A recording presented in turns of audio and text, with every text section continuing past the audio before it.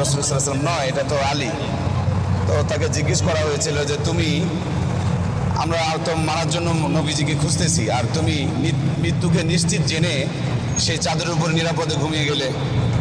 তো হযরত আলী রাদিয়াল্লাহু তাআলা বলেন যে এই দিনই আমার সবচেয়ে নিরাপত্তার দিন ছিল, যে আল্লাহর হাবিব বলেছেন যে তুমি আগামীকাল আমানতগুলো ফিরিয়ে দিয়ে মদিনাতে আমার সাথে দেখা করবে। তো নবী বলছে মদিনাতে দেখা করবে, তো এর আগে তো আমার মৃত্যু হতে পারে না, নবীর কথা তো আর ওলটপালট হতে পারে না। তো এরকমভাবে আল্লাহর হাবিবের প্রত্যেকটা কথাকে সাহাবা ইকরাম রাদিয়াল্লাহু তাআলা আনহু এভাবে মূল্যায়ন করেছেন। আমরা মুসলিম হিসাবে কোরআন হাদিসের প্রত্যেকটা কথাকে যদি এভাবে মূল্যায়ন করতে পারতাম, তো আমাদের জীবনটা অনেক সুন্দর হতো।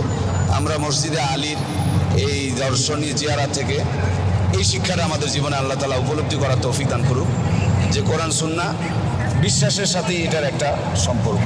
তিনি বিশ্বাস করেছেন, এই জন্য তার মর্যাদা উচ্চ হয়েছে। আমরা সূরা ফাতিহা পড়ে অনেকেই